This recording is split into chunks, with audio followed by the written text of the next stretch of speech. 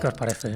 Qué colección. Y es una pequeña muestra de mis piedras raras, Qué bonita, extrañas, insólitas. Fíjate aquí, esto que veis aquí, esto que brilla es un oricalco. Madre mía. Que no lo tiene casi nadie. Esto no será radiactivo, Jesús. No, de momento. Qué miedo. Un electro os he traído también llamado Electrum, un panchaloa indio y un trozo de chintamani. Qué de La cosas. piedra de los deseos. preciosas. Es que mi colección no voy a coger una pirita. Sí, Digno de vaya, museo, vaya ¿eh? colores bonitos tienen, qué bonitas Espectacular. son, qué formas. Ya te digo, ¿Qué esto opina no- Fran? Son preciosas. Yo solo veo Vale. pedrolos. Joder, Fran, ponte las Por putas. favor. Estos millennials. Buscamos los límites de la ciencia, el futuro de la tecnología, el alcance de la mente humana. Esto es Mindfacts. Bienvenidos a Mindfacts, donde cada semana buscamos los límites de la ciencia, de la tecnología y... Perdona, Espi, ¿has dicho puta en la radio? Pero voy a poner un pito. Vale. Jesús Callejo y su colección de pedrolos, ¿cómo estás? Fenomenal.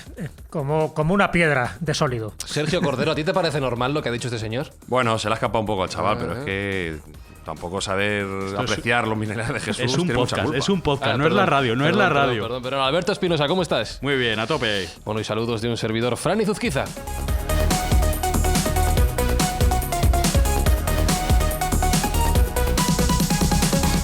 Os recordamos que esta temporada, en esta segunda temporada de Mindfacts, hemos cambiado un poquito nuestra dinámica habitual de las acciones que llevamos haciendo para ayudar a los demás. Este año, este curso, ¿qué es lo que vamos a hacer, Sergio? Este año vamos a hacer una acción global más potente que las parciales que hacíamos anteriormente y que nos la va a dirigir la Fundación Ayuda y Aprende, con la cual colaboramos.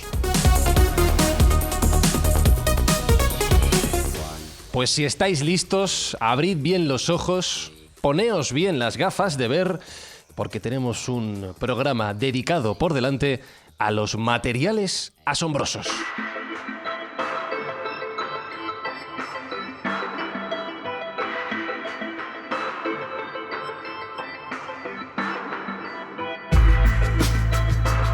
Que no pueden tener nombres normales, ¿no? Estos minerales que has traído. No, bueno, si miráramos un poco la escala de todas las especies minerales que hay, que tenemos unas cuantas miles, los nombres, la mayoría son totalmente insólitos, rarísimos, porque las que manejamos, estamos hablando pues a lo mejor de 20, 30 minerales que la gente puede conocer. A partir de ahí ya entramos en un terreno casi desconocido, salvo que seas un experto geólogo.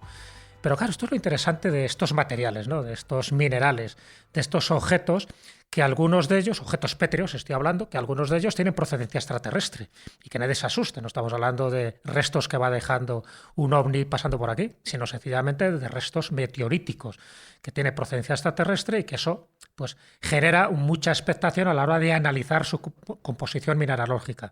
Pero luego también, y ya sabéis un poco mi especialidad, que es adentrarme en las crónicas, en las leyendas antiguas, donde sí aparecen materiales supuestamente desconocidos de los que hacen gala algunas civilizaciones o bien personajes que, haciendo sus recorridos, imagínate por el Tíbet o por Siberia, pues dan constancia de cosas que se van encontrando o que les van mostrando. Antes hablaba, por ejemplo, de la piedra Chintamani. De ella habla ni más ni menos que Nicolás Roeris. Alguna vez lo hemos comentado, en fin, un gran humanista, pintor, escenógrafo, viajero, una persona muy involucrada además en la política de principios del siglo XX, que hizo un recorrido pues, por el Himalaya en busca de esa mítica Shambhala y encontró a muchos lamas tibetanos que le estaban mostrando objetos que supuestamente procedían de otros ámbitos no terrestres. Y una de esas piedras que le muestra es la piedra Chintamani, la piedra de los deseos, una piedra con unas características especiales y mágicas que dice que emite una luz muy brillante en determinadas fases, ¿no? del día.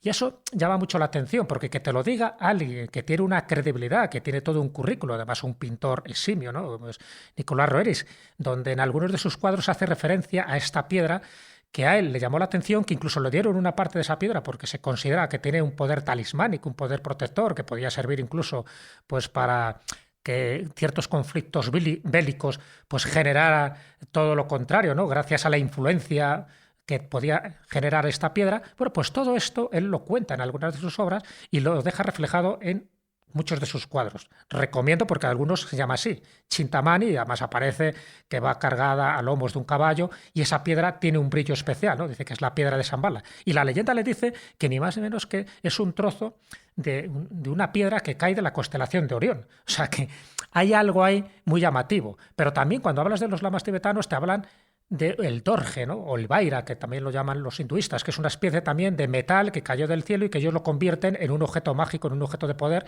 y el Dorje pues lo tienen en prácticamente todas las lamasterías. Yo lo tengo además como una réplica, ¿no? Cuando estuve en Nepal. Bueno, pues este tipo de cosas son muy llamativas. ¿Por qué? Porque nos está indicando con pruebas fehacientes de que algo raro, de que algún tipo de material metálico o pedrusco, pues rebasa un poco nuestros conocimientos, y esos conocimientos son los que los tenemos que poner muchas veces en duda o en solfa a la hora de analizar cosas que parece que son de este mundo, pero hay otras que parece que son de otro mundo. Y cuando decimos que de otro mundo, no es porque sea algo milagroso, sencillamente es porque a día de hoy ciertas propiedades de algunas piedras no las conocemos de una forma total. Por eso, pues, tanto Luciano de Samosata como Apolonio de Tiana en sus crónicas siempre hacen referencia a este tipo de piedras luminosas. ¿Cómo puede brillar una piedra? ¿Cómo puede emitir luz si estamos hablando de épocas donde no existía la electricidad como tal? Bueno, pues evidentemente ahí están. Entonces, bueno, lo bueno es recogerlas, recoger estos testimonios, mostrarlos, y algún ejemplo os pondré, por ejemplo, el oricalco, que tanta fama tuvo en la Atlántida, ¿no? Se hablaba de un metal que parece que no existía y luego se ha descubierto ese metal. Luego contaré en un pecio de un barco al sur de Sicilia donde se encontraron lingotes de oricalco y sabemos la composición. Pero antes de eso generó muchísima leyenda, muchísima controversia, y hubo gente que se intentó enriquecer con oricalco falso, que en el fondo es un latón dorado, ¿no? Por la composición que tiene el oricalco. Pero para los atlantes, siempre, según las crónicas de Platón, era más importante o casi tan importante como el oro. Pero claro, como nadie lo encontraba, como solo decía que existía en esa isla, y esa isla, si hacemos caso a la leyenda, desapareció sumergida en las aguas del Atlántico, pues ¿dónde está la prueba del delito? Bueno, pues se ha encontrado, ya digo, en un pecio de un barco en el sur de Sicilia. Así que, bueno, pues esto como introducción para que nos demos cuenta de que estamos hablando de un tema apasionante, geológicamente apasionante, pero que tiene muchísimas variantes de las que poco a poco iremos desgranando detalles. Y dentro de este repaso de la historia, de las creencias y las leyendas que has hecho, Jesús, y mirando al futuro también, Sergio, pregunta de absoluto desconocedor del tema y que a lo mejor alguien se la está planteando. ¿Qué importancia tiene investigar todo esto? Quiero decir, al final, más o menos, hoy en día, conocemos los 20-30 materiales de los que ha hablado Jesús, y si pensamos en materiales relacionados con las piedras o con la construcción, pues yo qué sé, granito, arcilla, etcétera, etcétera. Vale, con eso ya estamos cubiertos. ¿Para qué necesitamos seguir investigando todos estos materiales y minerales si ya estamos bien con lo que tenemos? La evolución tecnológica futura humana está íntimamente ligada al descubrimiento de nuevos materiales que se apliquen a aquellos deseos y a aquellas necesidades que tenemos.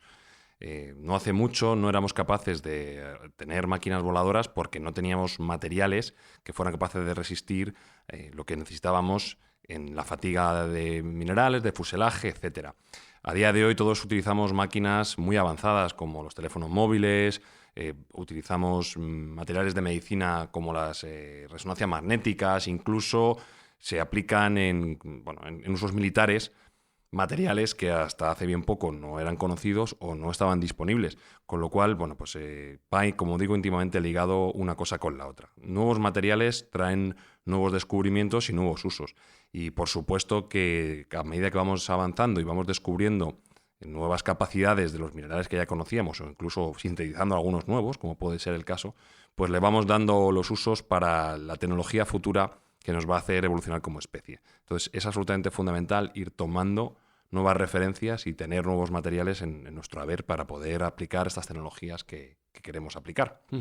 Dentro del catálogo que has traído, Jesús, ¿cuáles son para ti a lo largo de la historia los ejemplos o los casos bien más llamativos por raros y desconocidos en su momento o bien por la importancia que han tomado a lo largo de nuestro desarrollo? ¿Cuáles serían los ejemplos que nos podrías mencionar para que nos demos cuenta de cómo ha sido esa evolución, esa investigación? Sí, la evolución es continua. Ya digo, de esas 5.300 especies de minerales reconocidas. ¿5.300? 5.300, sí, sí. Como para especies saberlas minerales. todas. No, por eso te digo.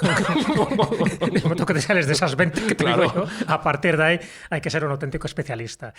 Es verdad que nos está dando continuas sorpresas porque se están descubriendo, ya te digo, materiales que proceden de meteoritos y algunos pues se están desenterrando actualmente y estamos hablando de materiales de millones de años. Entonces, toda la información que eso tiene y algún día pues tendremos que dedicar un programa a eso, ¿no? Específicamente.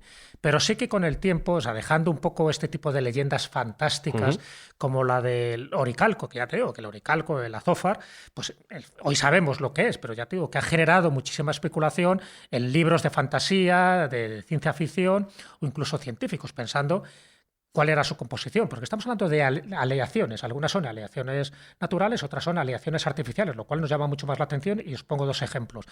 Una sería el oricalco, en fin, sería una aleación de cobre, un 80%, más zinc y un poco de plomo, ¿no? Que es un poco lo que se llamaba el latón dorado y que se pensaba pues que eso, que tenía una riqueza material o crematística muy importante, pero sencillamente por lo insólito, porque no era una aleación que se diera habitualmente en la naturaleza. De hecho, se pensaba que cuando en las crónicas de Platón, al hacer referencia al oricalco, se refería más al ámbar, ¿no? Que no lo interpretaban bien, que el ámbar pensaban que era un mineral cuando sabemos perfectamente que es una resina sólida, etcétera, ¿no?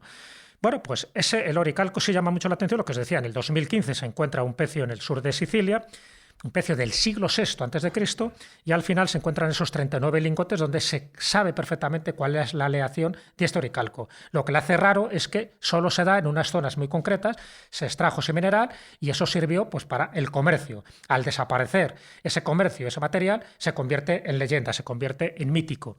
Y por poneros otro ejemplo, aparte de los que os he dicho, pues hombre, yo creo que uno puede ser muy significativo, yo creo que es el momento de decirlo, que es el elemento 115, ¿vale?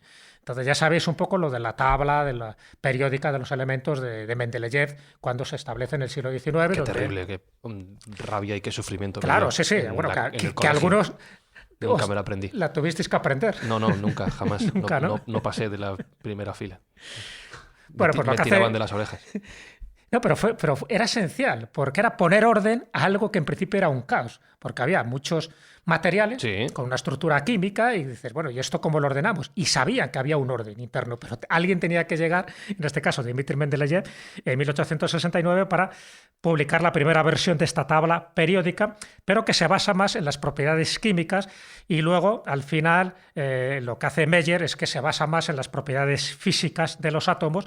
Y llega pues hasta donde llega, es decir, en aquella época pues se conocían unos 60, 70 de estos materiales y luego se han ido incorporando hasta llegar, pues ni más ni menos, me parece que ahora estamos en 118, me parece que los que hay. Pero ¿qué pasa con ese elemento 115? Siempre generó mucha controversia, porque por dos razones. Por una parte, porque ya estamos hablando de materiales que no se pueden encontrar de forma natural en la naturaleza, o sea, no como otros. Estos ya tienen que someterse pues, a un proceso en laboratorio, ¿no? Para determinar su composición química y su composición física. Pero lo interesante de todo esto es que a raíz de un avistamiento, más bien de un aterrizaje ovni muy famoso, muy clásico, que es el de Roswell de 1947, se empieza a especular con dos cosas. Primero, que hay un área 51, que hay un Ground Lake, es decir, que hay una zona en el desierto de Nevada prohibida donde se están haciendo experimentos ultrasecretos con este material supuestamente capturado de los extraterrestres, y ciertas personas o ciertos, vamos a llamarlo así, espías o chivatos como Von Lazar hablan de un elemento 115 que no se había descubierto en aquel momento, es un elemento que se ha descubierto relativamente hace poco, pero que, según él, era el componente esencial del combustible de estos ovnis para desplazarse de la Tierra a otros lugares, otros espacios siderales.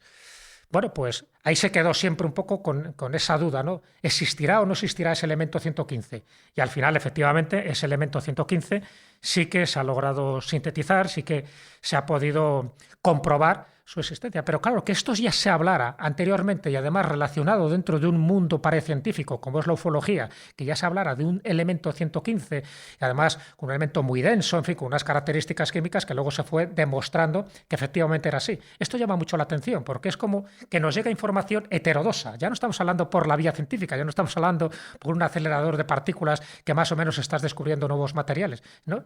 Estamos hablando de una información de voz Lázaro que accede a esas bases secretas del Área 51 en Ground Lake y que nos está diciendo que cuidado con este elemento que se va a descubrir, pero que ya este tipo de seres alienígenas lo conocían perfectamente y que es la base, si esto fuera verdad, es la base de sus desplazamientos. Con lo cual nos estaría reivindicando una tecnología súper desarrollada de la que no tenemos constancia, o sí se tiene constancia, pero a un nivel ultra secreto, que aquellos que lo dicen, como le pasó a Von Lázaro, quedaron desacreditados desde el primer momento.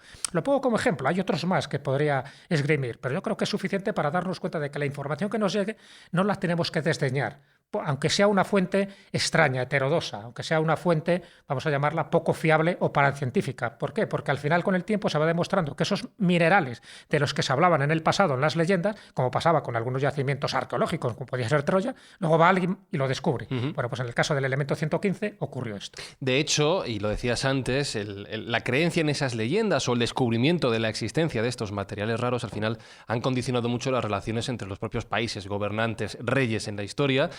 Gran parte de la geoestrategia, incluso hoy en día, se basa en la explotación de estos recursos. Nos hemos movido por esos intereses a lo largo del tiempo. Sí, definitivamente. Hay una geopolítica y una geoestrategia en torno a estos tipos de minerales y materiales que hoy en día está súper vigente. Por ejemplo, como bien decíamos antes, la tecnología actual está utilizando minerales extraños o extraños para el resto humano, con nombres tan raros como escandio, itrio, cerio, parsidimonio, neodimio, prometio. ¿Eres capaz de decirlo otra vez del tirón? No, porque lo estoy leyendo en Wikipedia, básicamente. Suena insultos, Honestidad ¿eh? absoluta. Tú eso se lo dices a alguien y se acuerda de tu familia. Y este tipo de materiales son los que se han venido a llamar las tierras raras.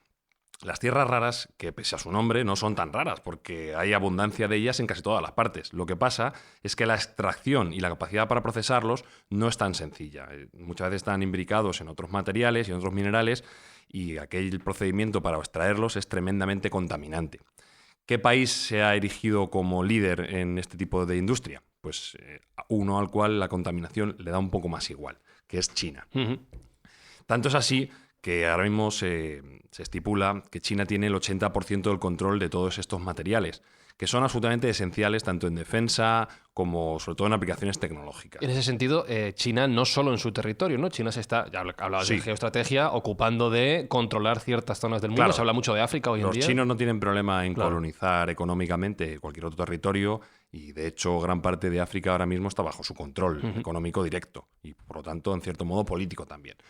Con lo cual, bueno, los chinos tienen una ventaja fundamental sobre el resto del mundo, que incluso algunos están diciendo que puede ser un elemento esencial en esta guerra fría económica que hay con Estados Unidos ahora mismo, y del cual hay algunas muestras. Por ejemplo, Estados Unidos está imponiendo aranceles en casi todas las importaciones y no ha tenido valor para hacerlo en las tierras raras chinas, porque son absolutamente esenciales para sus industrias armamentísticas y de todo tipo de tecnología, con lo cual no tendrían capacidad para ser autosuficientes en este tipo de materiales y están dependiendo de los chinos, que, como digo, no es que tengan una concentración mayor de estos minerales en sus territorios, sino que ellos tienen capacidad de explotarlos y, sobre todo, de separarlos de los otros materiales, que, como digo, es una cuestión altamente contaminante. Como China en este aspecto mira un poco para el otro lado. En ese sentido me estoy acordando de palabras de Carlos Canales, de nuestro compañero Carlos Canales en la Escóbula de la Brújula, y es el hecho de que China no sea una democracia, sino que sea un régimen autoritario que puede pensar a largo plazo. ¿Qué tiene que ver con todo esto? Que evidentemente estamos hablando de una carrera que puede durar décadas y décadas y décadas. No les importa hacer estos planes a muy largo plazo de explotar estas tierras y estos recursos porque tienen permiso, porque se lo han dado ellos mismos para hacerlo todo el tiempo que quieran. Claro. Sí, además China, como bien dices y como bien dice Carlos, juega siempre el juego largo. Claro. Ellos van mirando generaciones atrás, no, o sea, posteriores, no para lo que es inmediato. Con lo cual, efectivamente, ellos les importa poco lo que en otros sitios de Occidente es esencial, como puede ser pues, el respeto a la tierra, incluso a los propios trabajadores, porque son elementos contaminantes que son muy dañinos para el propio minero. la vida de un minero, si ya de por sí suele ser más corta de lo normal, pues de este tipo de elementos que son tremendamente tóxicos en algunos de los casos, pues es ínfimo. Entonces, bueno, pues China tiene un poco de menos prejuicios en este tipo de cuestiones y por eso se han erigido en los absolutos líderes en este tráfico de minerales que son esenciales, ¿eh? Como digo, en un teléfono móvil hay una concentración alta de tantalio y de otros materiales que son absolutamente fundamentales para el funcionamiento y la miniaturización de estas tecnologías. Si no existieran estos minerales, no podríamos tener la tecnología que tenemos actualmente. Por suerte, tenemos un caballero blanco, alguien que nos puede salvar de la tiranía de China. Y son buenos amigos del programa, son nuestros amigos los japoneses. Los japoneses han descubierto que ellos tienen una concentración de tierra rara muy interesante en su lecho marino. Concretamente, cerca de un atolón que se llama Minami Torishima, donde han encontrado una concentración de tierras raras 10 veces superior a lo que es convencional. Además, los japoneses, ellos tienen la tecnología para realizar esta extracción y este refino de este tipo de minerales y actualmente están empezando a ser una alternativa a los materiales chinos. Con lo cual, bueno, hay algo de esperanza. Los japoneses sí están más alineados con el principio de conservación de la tierra, que es estándar en Occidente, y bueno, parece ser que le están quitando algo de preponderancia al asunto monopolio chino que existe. Tenemos que confiar en algo así, porque si no vamos a estar en manos de pues, un gobierno que es absolutamente autoritario y del cual no nos interesa mucho depender. Puede ser que las tierras raras sean el nuevo petróleo del día de mañana. Con lo cual, bueno, pues es urgente dar una alternativa a este tipo de extracciones. Y como tú bien dices, los chinos están posicionándose en todos los ámbitos del planeta, en África, incluso en otros países asiáticos, llegando con una capacidad económica brutal. Mira esta piedra, Espi. Sí. Es bonita, ¿verdad? Es preciosa. Es bonita. Es muy bonita. Cógela, sujétala. A ver. No te acerques mucho, que ahora te cuento. ¿Qué me estás colocando? Tú cógela, mírala bien, pero no te acerques. Es que ¿no? brilla un poco, ¿eh? Sí, tú mírala. Vale.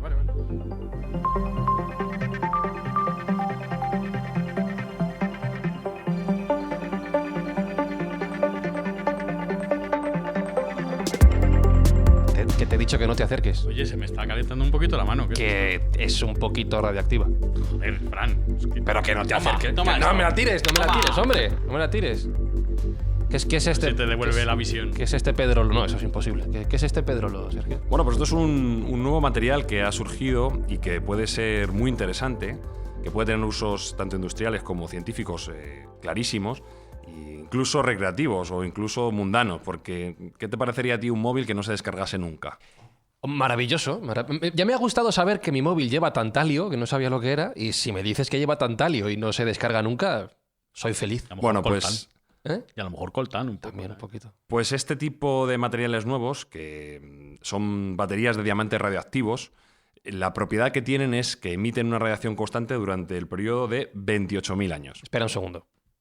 ¿Me vas a decir que voy a llevar en mi bolsillo, cerca de donde está, que ya se ha hablado mucho de eso en los últimos años, una batería de diamante radioactivo que va a estar soltando radioactividad durante 28.000 años, de los cuales yo voy a vivir muy pocos, pero bueno? ¿Me estás diciendo que me has dado en la mano un diamante radioactivo, Sí, Fran? sí. Quédate con lo de diamante solo. No haberlo cogido. No haberlo cogido. Bueno, pues cuando llegue al público general, imagino que habrán solventado la cuestión de la radiactividad. Que es un pequeño problema. Bueno, hay que decir que esta radiactividad es una radiactividad muy escasa. Estamos rodeados de elementos radiactivos sin que nos demos cuenta. Por ejemplo, los carteles de las salidas de emergencia, estos que brillan en la oscuridad, Sí. son radiactivos. Ah, vale. Bien. Mira. Me brilla la mano. Sí, Claro, sí, sí. hay materiales radiactivos que no son peligrosos y que, bueno, los tenemos alrededor nuestro en el día a día. No todo es Chernóbil. Entonces, bueno, este tipo de batería que se ha creado en Estados Unidos, concretamente una compañía que se llama Arkenlight, se llama la batería de diamante nuclear voltaica y está basado en carbono 14, que viene a su vez de un desecho nuclear, de una central nuclear, con lo cual se reutiliza un posible, o lo que era antes, un residuo, se reutiliza para hacer un producto que es un generador de energía perpetuo, por así decirlo, casi perpetuo, que estaríamos hablando de 28.000 años sin cargar, es muchísimo. Y en principio todavía tiene aplicaciones cortas, pero ya se ha demostrado que puede alimentar pequeños dispositivos, como puede ser, por ejemplo, un marcapasos, que tiene dificultad para cambiar la batería, o elementos que son de difícil acceso, por ejemplo, un rover espacial, una máquina que tenga que estar dentro de un volcán, algo que tenga difícil acceso y que el cambio de baterías pues sea muy difícil.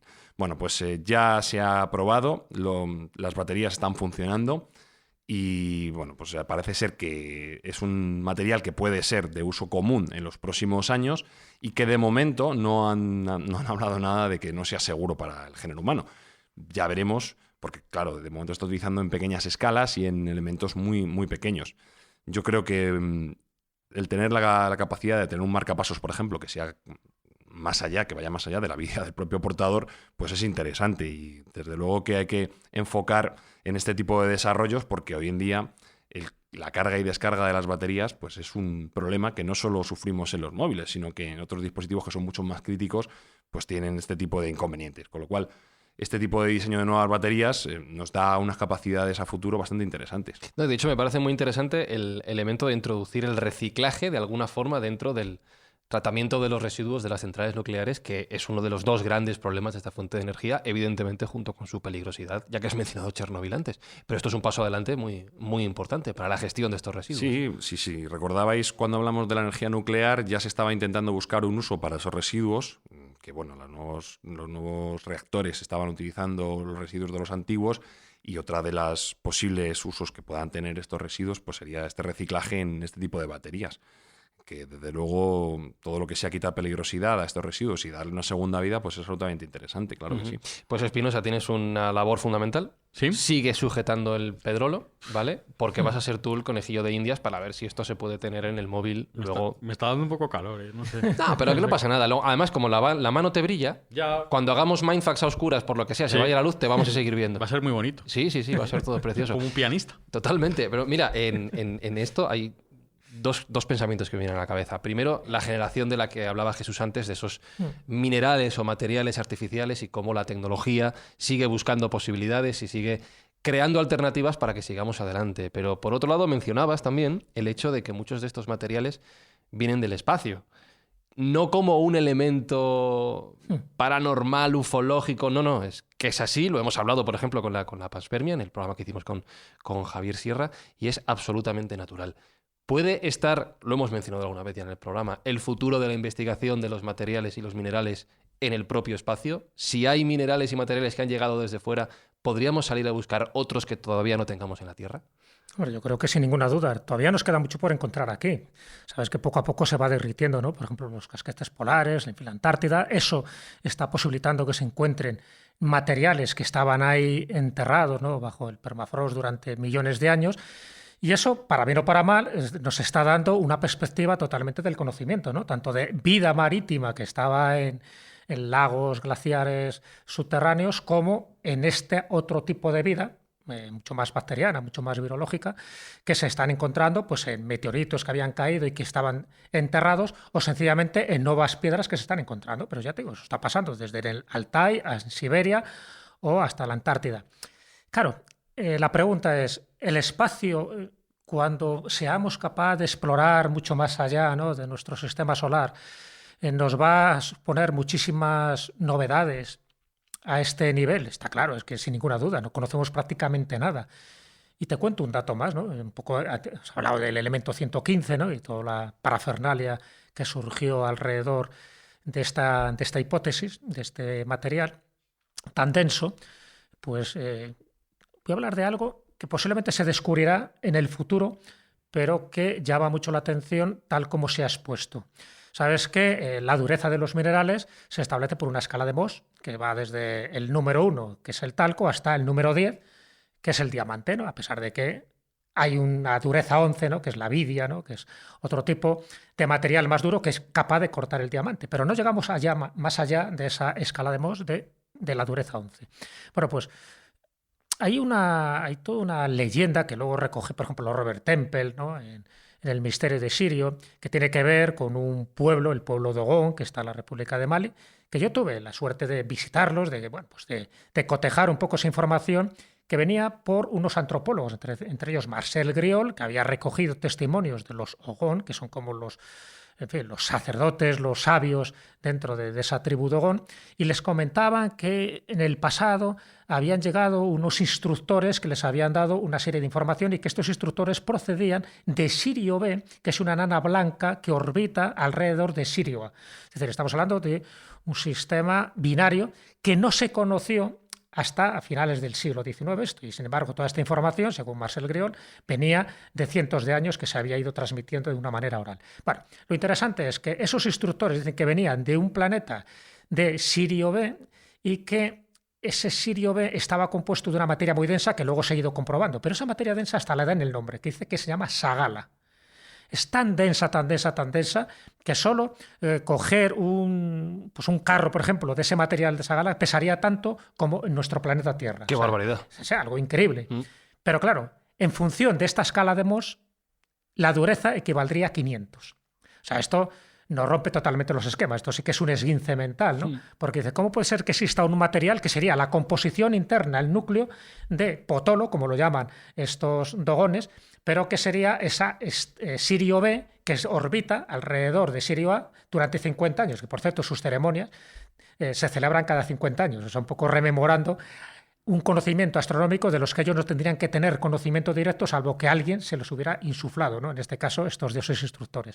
Bueno, pues ahí queda. Es decir, no sé si algún día llegaremos a descubrir que el contenido de esa supermasa tan densa que tiene Sirio B, como enana blanca, igual que tienen otro tipo de estrellas, pues se compone de ese material que le dieron nombre, Sagala. Bueno, pues eso, en relación con otro tipo de leyendas, como el Samir, que dice que era la arma o la herramienta con la que sirvió para construir el templo de Salomón, que era capaz de cortar como si fuera tocino, como si fuera mantequilla, cualquier estructura, por sólida que fuera, decía que estaba hecha de un material superpotente. ¿Por qué no? De este Sagala de la que hablan las tribus Dogon y del que hace referencia, por ejemplo, Robert Temple en su libro del misterio de Sirio. Bueno, lo dejo ahí un poco para que nos demos cuenta de que hay muchísima información que nos llega por distintas vías que luego se puede convertir en realidad o no, pero en el caso de Sagala sí que nos rompe todos los esquemas porque estamos hablando de una dureza 500 en función de las características que tiene, que ahora mismo sería impensable para el conocimiento geológico y mineralógico que tenemos o que tienen los científicos. Sea cierto este ejemplo o no, lo que sí nos muestra es que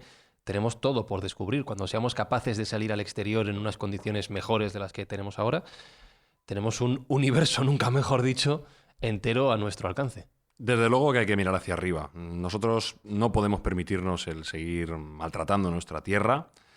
La deforestación que se crea con la minería es tremenda. La minería en cielo abierto es absolutamente dañina para el ecosistema y para los trabajadores que lo trabajan. La extracción de minerales crea incluso una serie de gases nocivos que se libran al aire. Bueno, es absolutamente fatal para nuestro entorno. Pero es que además las reservas que tenemos de minerales y materiales que estamos utilizando en tecnología se van a acabar en 50, 60 años al ritmo que estamos utilizando, con lo cual no nos queda mucho. No nos queda otra que salir fuera a buscar lo que tenemos aquí. Y fuera hay mucho, fuera hay muchísimo mineral y muchísimo material, especialmente metales, sobre todo en los asteroides, ¿no? Y la nueva industria de la minería de asteroides, hay quien dice que va a ser la industria más importante de los próximos 100 años. El primer trillonario, según decía Neil deGrasse Tyson, el famoso comunicador y divulgador científico, va a ser aquella persona que sea capaz de traer la industria de la minería de asteroides a la realidad. Algunos apuntan que podría ser Elon Musk. Hombre, por favor. No tengo ninguna duda. Hacía tiempo que no le nombrábamos. Todo el mundo en pie. Algunos decían que podría ser Elon Musk. Él tiene la capacidad para salir fuera y está manejando los cohetes reutilizables mejor que nadie. Y bueno, pues es un parámetro que es importante para esta minería de cuerpos celestes.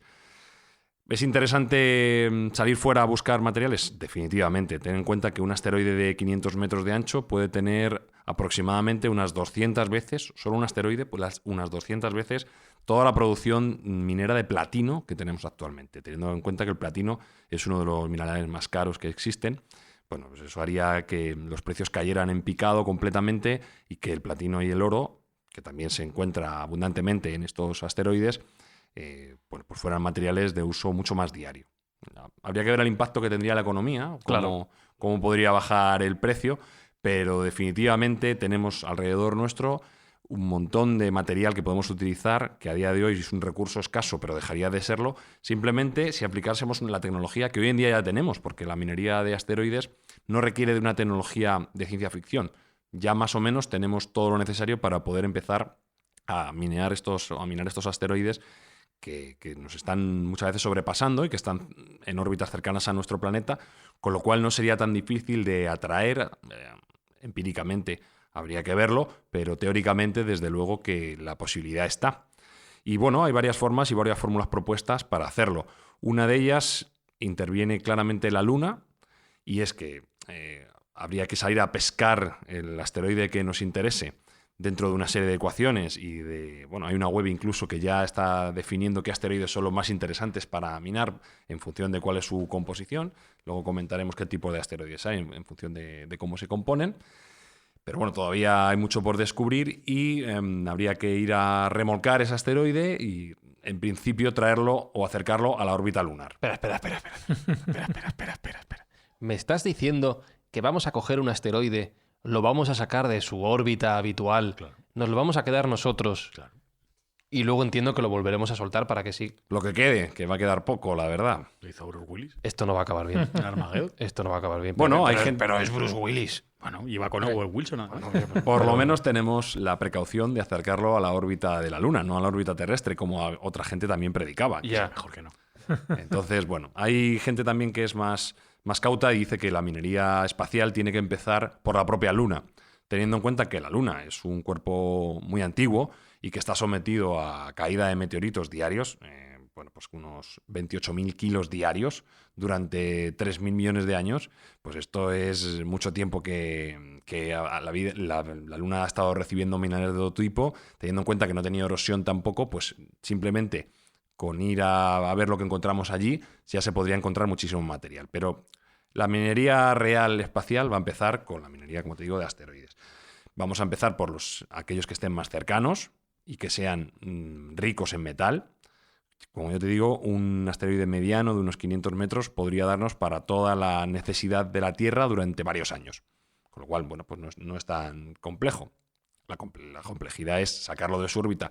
Que en el espacio, si empujas las cosas en su momento determinado, con la fuerza determinada, no hace falta tanto. Pero eso te iba a decir, que esto no genera un efecto mariposa, que el cambiar un asteroide de su órbita luego afecte a otra cosa, que luego la hemos liado. Recordar que cualquier asteroide que tenga más de 1 kilómetro de diámetro es mortal para la Tierra. Ajá. Y aquí estamos Claro, hablando de estamos- desviar algo para su uso, su provecho, pero que nos puede extinguir de una forma literal si la órbita se cambia un No, poco. estamos jugando un poco con fuego. Sí, y Bruce Willis no va a durar para siempre. No. No, ya ha muerto varias veces en películas, no sé lo que va a durar. Pero es que el incentivo es tan alto, teniendo en cuenta que, por ejemplo, el propio Elon Musk decía hace poco que sabéis que su imperio Tesla últimamente está creciendo exponencialmente y ha subido muchísimo en bolsa y bueno, pues ahora creo recordar que es el tercer hombre más rico del mundo. Esto ha sido un cambio radical en los últimos 2 años. Él decía que es necesario absolutamente encontrar una fuente nueva de níquel o el cambio a un sistema de baterías en movilidad no va a poder permitirse. Si no tenemos una extracción mucho mayor de níquel, vamos a tener problemas para hacer baterías para todo lo que él quiere y todo lo que viene. Con lo cual, el níquel, que es un material relativamente rico y que se encuentra con facilidad, bueno, pues ni por esas llegaríamos a tener suficiente para todo lo que se quiere hacer y esa transición del carbono a la electricidad. Con lo cual, uno de los incentivos es salir fuera a los asteroides que son muy ricos en níquel. Incluso aquellos que no son ricos en níquel son ricos en agua, que también es un elemento que es absolutamente necesario para la exploración espacial. O bien para el consumo, o bien para su disociación y obtención de hidrógeno, para poder potenciar esas minerías que se van a hacer y todo el salto espacial. Entonces, bueno, pues hay un incentivo muy importante. Además, hay un incentivo incluso legal. A día de hoy, una explotación minera en la Tierra es de donde radica, pero no es así en el espacio.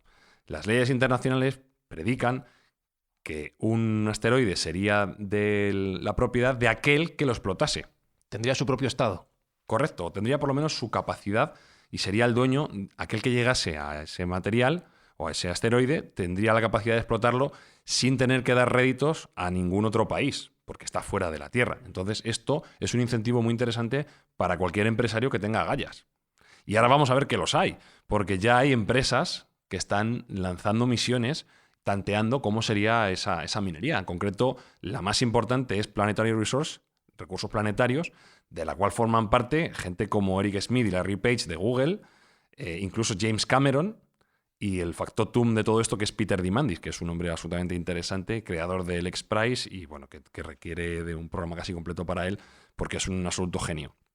Entonces, esta empresa ya ha lanzado fuera de órbita las primeras pruebas y los primeros prototipos de estos satélites que van a minar estos asteroides. Con lo cual, igual estamos más cerca de lo que nos pensamos. Una aproximación un poco conservadora dice que los próximos 50 años, pero hay quien dice que los próximos 20. Podemos estar empezando ya a obtener esos materiales que están sobrevolándonos constantemente y que los estamos dejando pasar a día de hoy. Y esto puede cambiar también la economía mundial. Totalmente, claro, totalmente. Y podemos pasar de una economía de escasez a una economía de abundancia, en la cual ya, bueno, los precios son tan bajos. Imaginaros un iPhone por 50 euros o por 100 euros, y así con toda la tecnología que a día de hoy es carísima, como material médico, etcétera, pues reduciría su precio exponencialmente, puesto que no hay ninguna escasez en esos materiales que a día de hoy son tan carísimos de comprar. Bueno, pues parece que para el ser humano es un paso fundamental el poder salir fuera y tener esos materiales que a día de hoy se nos están resistiendo.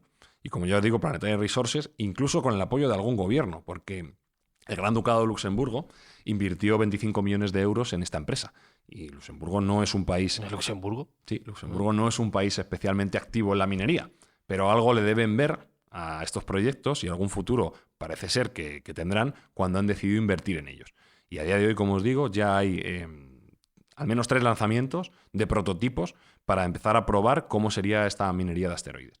Y bueno, pues incluso ya hay una prueba de concepto de cómo se podría traer el material a la Tierra, que consistiría en, una vez aparcado, por así decir, el asteroide en la órbita lunar, este robot o esta maquinaria se acoplaría al asteroide haciendo la extracción del mineral que nos interese, platino, oro, níquel, tantalio, lo que fuere. Y a su vez, con una impresora en 3D, crearía un escudo térmico in situ, sí, que lo que haría sería mandar directamente el mineral a la órbita de la Tierra, en pequeños lotes. Sí, para que no haga 50, agujero. 100 kilos, Ajá. para que no haya peligro real de que haya un desastre. Se irían mandando en la órbita adecuada y la aproximación adecuada con un escudo térmico, de tal modo que luego con unos paracaídas, como hemos visto muchas veces en las misiones espaciales como el Shuttle, pues simplemente se mandarían al océano con su propio escudo térmico y caería como un meteorito más, pero en este caso provocado por nosotros, claro, y controlado por nosotros. Qué bueno. O sea, la fórmula está teorizada. Ahora hay que ver cómo podemos llevarlo a cabo y cómo funciona. Hablabas antes de que hay diferentes tipos de asteroides, con lo cual entiendo que ya ha habido un trabajo previo a la hora de saber qué estamos buscando y sobre todo dónde lo podemos encontrar. Sí, bueno, vamos a ver, los asteroides hay que tener en cuenta que para nosotros son cuerpos más o menos recientes. Hasta 1801 ni siquiera los conocíamos. Todo pedrolo, es como Sí. lo de Jesús. No todo lo conocíamos. pedrolo. O sea, ahora mismo sabemos que hay millones alrededor de la Tierra, cercanos a la Tierra, unos 20.000, y de esos asteroides se dividen en 3 tipos. Digamos, el tipo C, que es el más convencional, que es la piedra, como tú has dicho, que son pequeños, son oscuros y ricos en carbono, pero también tienen materiales arcillosos hidratados, es decir, tienen agua. Y el agua les hace que sean interesantes, porque si algún día vamos a salir fuera necesitamos agua, y como bien decía yo antes, para crear hidrógeno son también interesantes. Bueno, aunque no tengan una valía económica a priori, ese agua los hace interesantes. Luego están los tipo S, y se llaman tipo S de shiny, porque son brillantes.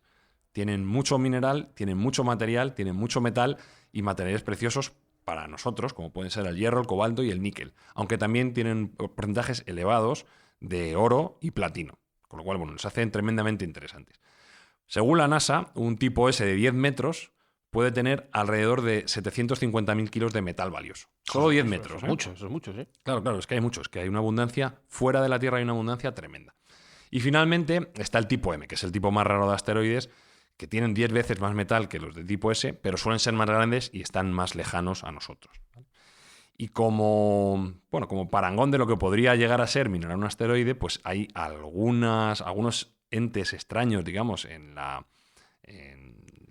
fuera de nuestro sistema solar, como puede ser el objeto BPM 37093, con ese nombre tan bonito, que se cree que es el núcleo agotado de una estrella enana y que tiene aproximadamente el 110% de la masa del Sol. Bueno, pues lo gracioso de este cuerpo celeste es que está compuesto básicamente de diamante.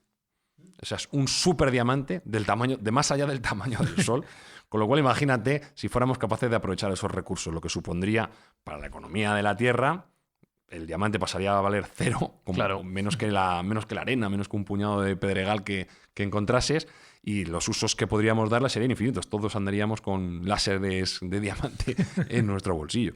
Entonces, el inconveniente es que este cuerpo celeste, que es el que, por cierto, le apodan Lucy, como la canción de los Beatles, el problema es que está a unos 40 años luz. Este es el pequeño inconveniente que tiene. Pero bueno, yo creo que a nivel de ejemplo de lo que podemos encontrarnos fuera de nuestra órbita, puede ser muy interesante y, como digo, empezar a pensar en esa economía de recursos amplios y no economía de escasez que tenemos ahora, que hace que nuestro crecimiento tecnológico esté coartado, porque no tenemos los materiales para realizarlo. Entonces, bueno, ahí fuera hay un mundo abierto y lleno de posibilidades que no estamos tan lejos de poder explotar. Me estaba preguntando, claro, si el diamante, por ejemplo, o cualquier metal valioso, no tuviera ningún valor, ¿qué le pondríamos a los anillos? ¿De qué sería un anillo? De lo que sea más escaso. Pues ¿verdad? claro, sería cualquier cosa inimaginable mucho ahora. más escaso un dibujo hecho a mano o algo de Claro. cariño puesto ahí que ya el típico pedrusco de pedida. Eso ya no tendría ningún sentido. Lo que da valor es la escasez. Claro, claro. Si todos Cambiaría el mundo hasta ese tipo de tomáramos cositas. caviar de beluga y hubiera muchísimo, ya no tendría ningún tipo de gracia. O sea, esa Ya, es lo interesante que hace que el oro o el diamante pues tenga tanto valor, que en el fondo el diamante no deja de ser carbono concentrado, sí, sí. prensado, nada más. Pero mira, me he acordado de un dato muy significativo. Ya sabéis que a mí me gusta dar eso, la rarología, ¿no? Los datos extraños dentro de este tema, ¿no? Tan apasionante. Cuando hablas del platino, sabes que el platino como tal lo descubre Antonio de Ulloa, un español en Sudamérica, cuando está haciendo sus investigaciones. Bueno, tú das por sentado que sabemos cosas que no. que no Mira, sabemos. pues, todo el mundo lo sabe. Yo es cuento, el, sí, prim- porque el digo, primer bueno, dato que tengo. porque Sí. son de estos españoles que, El platino no lo trabajo mucho tampoco. que hay son decirlo. famosos, Ni el caviar. pero no demasiado. Ya sabes que siempre hay que reivindicar un poco pues, la labor, ¿no? Que han hecho nuestros científicos y nuestros viajeros. Bueno, pues en el caso de Antonio de Ulloa, a mediados del siglo XVIII, Sudamérica, creo que en Colombia, pues descubre eso, un material desconocido en Europa y él lo da a conocer. Otra cosa es luego el trabajo con el platino y cómo llegas a ese punto de fusión para poder trabajar. Bueno, muy bien, hasta ahí, perfecto. ¿Qué ocurre?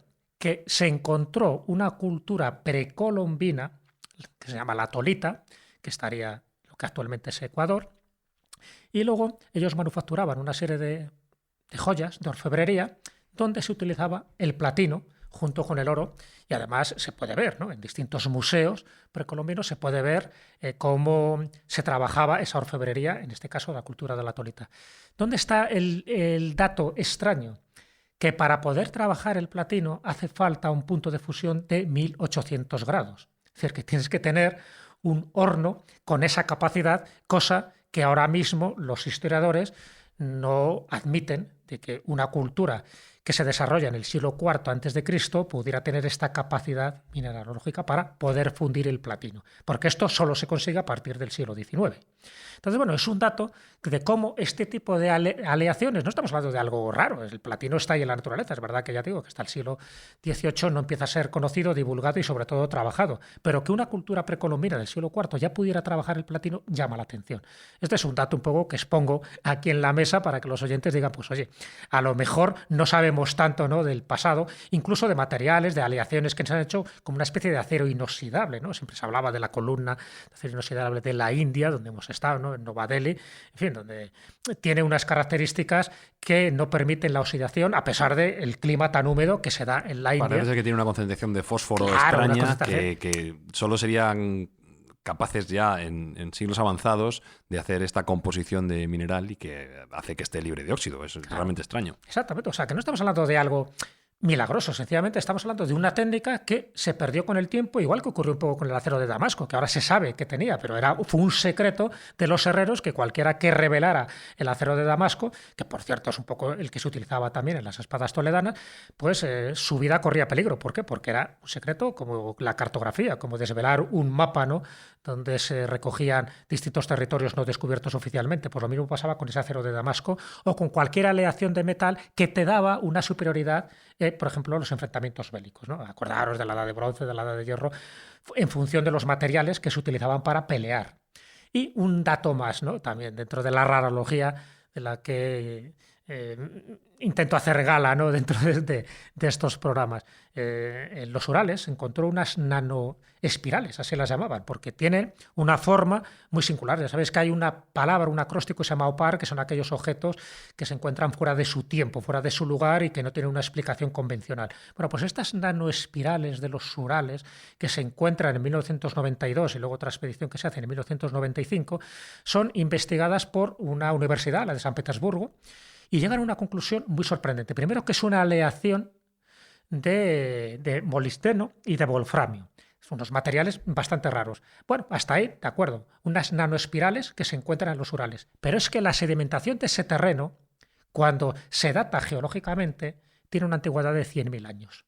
Es decir, es imposible que esas nanoespirales, además las fotografías las podéis encontrar en Internet, las haya podido hacer una cultura de las que nosotros tenemos constancia. Si estaban enterradas en ese terreno de hace 100.000 años, ¿quién las colocó allí? ¿Quién las hizo? ¿Y cómo podía trabajar estos dos materiales, esta mezcla de molibdeno y wolframio, que solo también se encuentran a partir del siglo XVIII? Bueno, pues son datos que quedan ahí para que alguien se haga sus esguinces mentales y para que se dé cuenta, que es un poco lo que intentamos mostrar, creo, en este tipo de programas, que no lo sabemos todo, que hay muchas variantes, que hay muchas aristas y que hay muchas teorías alrededor solo de los metales extraños o de los metales prodigiosos, de los cuales algunos ya tenemos controlados y otros sencillamente se nos caen los pelos por sombrajo. Hablando de rarología, Espinosa, Dime. estás verde entero, tío. Ya, tío, brilla. Sí, Ya me estoy dando cuenta. Hay que... Espero que se me quite esto con una ducha, Fran, porque es que si no hubiera por ti, pero con todo. Por cierto, tío, es que me estoy parando a escuchar a Jesús. Sí. Jesús ha estado en el Tíbet. Sí, Ha conocido a los dogones. sí. Ha estado en Nueva Delhi. Sí. Pero es que es de lo de Jesús. Es mi Indiana Jones personal. No, y O sea, yo- déjale que conozca a Elon Musk, que es uno de los objetivos de Mindfax, y estará en un asteroide. Tremendo, ¿eh? Tremendo. Tú no me toques. No, sí, ya te voy a dar un abrazo, pero con mascarilla, pero abrazo.